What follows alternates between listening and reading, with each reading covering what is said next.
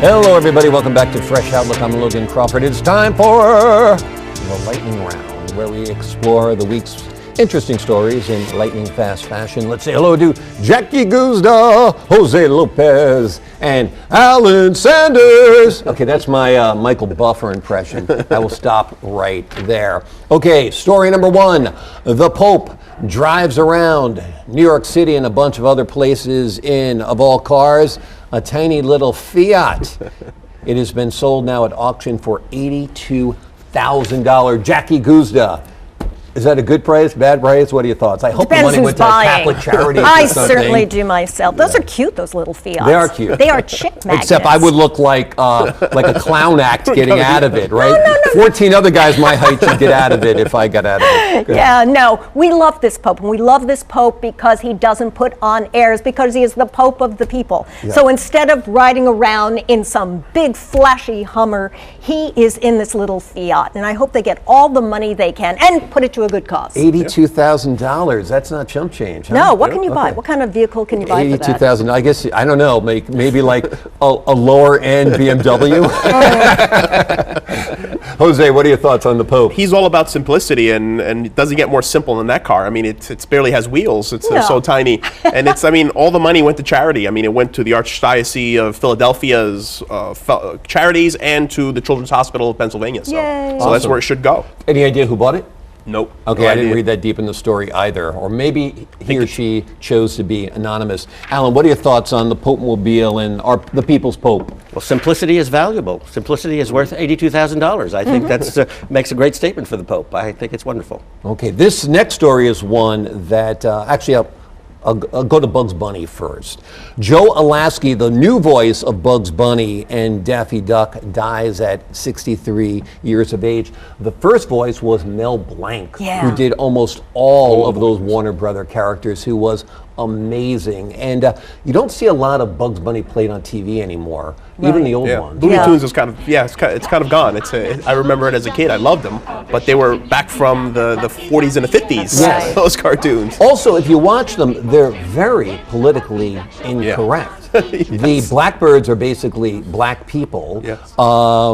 He's almost making fun of homosexuals and transgendered people all the time, Bugs Bunny. So I don't know if it would fly nowadays. Yeah, that's absolutely right. I agree. Although little kids tell me that they're tired of the political correctness in their cartoons. Yeah. They don't want to have a veggie monster. They want the cookie monster back. Exactly. Well, I think we blame Ted Turner for that. He started with Captain Planet. Captain He's our Planet, hero. He's going to bring pollution down to zero. No, I want somebody with heat vision who's going to blow up the world. Yay! We need some real reality TV, in other words. TV is much too slick. Exactly. Let's have real reality TV. Exactly. Were you familiar with this new Bugs Bunny voice at all, Alan, and the fiasco behind it? No, I'm not familiar with it, but you know, when you get the passage of people who have been the voice of things, iconic things like Bugs Bunny or Big Bird or anybody like that, when somebody leaves, it marks time. And although the voice may be different or the voice may be the same depending on the artist, the fact that somebody that you grew up with and you kind of knew there was somebody back there, and you finally see who that somebody back there was, and you see that person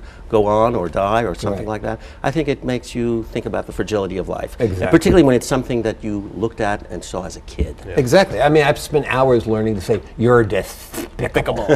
Maybe you could have the new job. Maybe. Who knows? It's a life goal. Okay, if you're listening, casting people out there, make me the new Bugs Bunny. It's been a tough time to be a rock star. We had Bowie die at a relatively young age. We had Glenn Frey die at a relatively young age. Now Maurice White, who I never even heard of before, is dead at the age of 74. Apparently he was with Earth, Wind, and Fire. I love Earth, Wind, and Fire. Okay. You can dance to it. I was an aerobics instructor. Okay. I lived Jackie's off had a lot Madonna. of lives. I've had a lot, yes. We're going to have to do an expose on Jackie. One whole entire Fresh Outlook dedicated to Jackie's life. I think there's some things I got to hide out of Yes. that. But I love their music. They actually had a Broadway show based on the music of Earth, Wind, and Really? Fire. Yeah. Was it called Earth, Wind, and Fire? I can't remember. That's why I didn't ask you directly. Jose, your thoughts? It's one of those iconic groups, I guess, from the 70s, the Right. 60s and 70s that kind of transcended. You didn't even know who a lot of the who the band was. A true ensemble. Yeah, it really was. But you knew the sound. You knew the sound. You did know the They're sound. very distinctive What sound. was their big hit? Do you know? Serpentine fire. Okay, never heard of it, but I'm sure I have heard it. I just don't know the name. Alan, your thoughts? It's the passage of the baby boomer generation. It was such a huge generation, such an influential generation in its youth, in its middle age, and now as we reach the sort of the sunset years, it again is making its mark by reminding everybody of the cultural impact that it had. You know, and it's almost bad nowadays to log on to Facebook because it's either somebody I knew directly or indirectly has died. If Facebook becomes the obituaries, that'll be the obituary for Facebook, right? Jagger's still going strong. Jagger's still going strong? Yeah. Oh, you might have just jinxed that. No. No money on Jagger making it to be an octogenarian. Okay, let's take a look at the video from Samsung. Hopefully we have some. They've taken their giant tractor trailers and have put giant screen TVs on the back of them so you can see what the truck driver sees. So Jackie, if you're stuck behind a Mack truck now, you can actually see what's going on up ahead of him. I think that's a great idea. Right. Yeah, and you're talking to somebody who's always stuck on traffic on 95 in Connecticut. Right. And there's always, I mean, I was in a 21-mile backup one day. You know, it's terrible. So well, Connecticut has to be one of the worst stretches of 95 in the country. We won't we should do a segment on that someday. Yes. However, if we can see what's going on in front of those big tractor trailers, number one, it'll take some of the tension off because you want to know why you're not leaving, why you're not moving along. And number two, it'll be safer. Right. Yeah. And plus, eventually, Jose, they can put advertisements. You know, like that's 5 minutes of live traffic, 15 seconds of commercial. That might be the goal. That might be the goal. Right. They're calling it the safety truck. So initially, it's to see what's in front, what the truck driver is seeing, because we've all been behind a semi and you don't see what's in front, especially in those not the multi-lane roads, but the one-lane road where you're stuck behind that truck forever.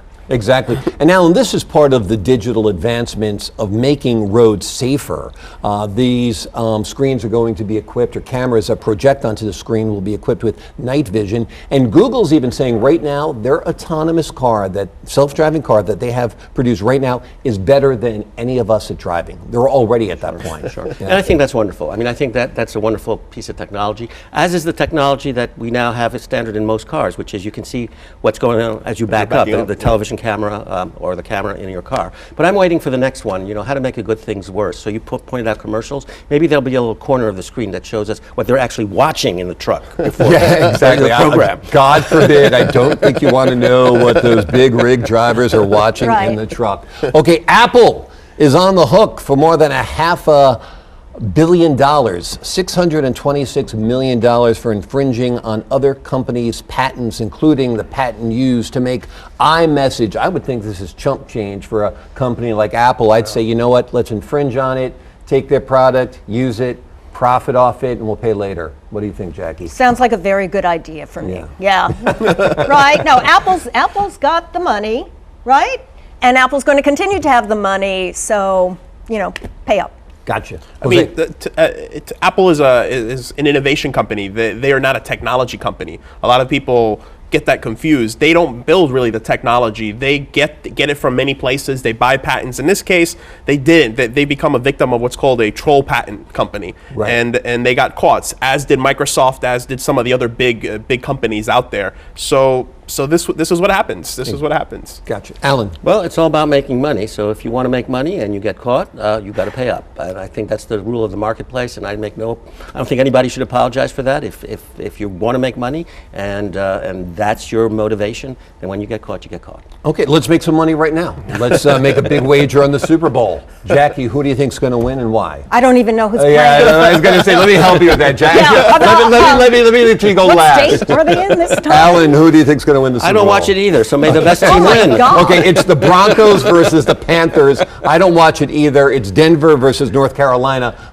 but I know that much. I think it's the Panthers, Carolina Panthers, by 14 points, and I think Cam Newton is the MVP of the Super Bowl. You know what? And Peyton Manning's going to retire. If I have to see video of Cam Newton in his Versace pants one more time, Have you seen him? He's No. basically wearing like colorful leggings, and he's like walking through an airport. He's the future of the NFL. 6'4", 250 6'5", 6'5", and 250 pounds. And super Apparently fast. He's a powerhouse. Yeah. Yeah, that Wow. he not only throws the ball well, he's He able can to run. run well, and it's hard to take down a guy that big. Yeah. So it should be interesting. Unfortunately, there's an ugly side of this as well. Race is getting involved. It's becoming a black-white issue because you got Peyton Manning who's white and Cam Newton who's black. And whether the people out there really feel this way or not, or whether it's media infusion. It's a change of an era. So it's a change of an era. You think there's very few black quarterbacks to begin with. This is Peyton Manning. This is his last swan call, and Cam Newton that's the future of the NFL, in my opinion. Yeah. Incredible player. And stronger, bigger players that look more like athletes, the way other athletes have evolved over the years. Agreed. Yeah. Agreed. I mean, the NFL's changed completely. The players, what they look like, the strength conditioning, everything they do. Okay, I'm going to get quick picks for Dem and Republican New Hampshire primary picks. Bernie Sanders. Bernie Hillary Clinton. Sanders. Bernie Sanders is going to win New Hampshire. Who's going to win for the Republicans? Trump. Trump. Okay. Yeah, I would say the same. I think it's his territory, Bernie Sanders, and it's sort of close to New York. So I think Trump has the edge there, especially New Hampshire, with the voters there. It's amazing how much momentum Trump has lost by losing the Iowa caucuses, which really he never should have been expected to win anyway. He should have diminished expectations, without a doubt. Well, I'll say this, never underestimate the power of the media and of the candidates to make a loss look like a win. Yep. So who the winner is, watch the commentary. Okay, sounds good. Alain Sanders, Jose Lopez, Jackie Guzda, thank you so much for your time. And all of our guests here today on Fresh Outlook, Ebru-TV talk show that does what else? Help you keep your outlook fresh and informed. I'm Logan Crawford. Thanks for joining us.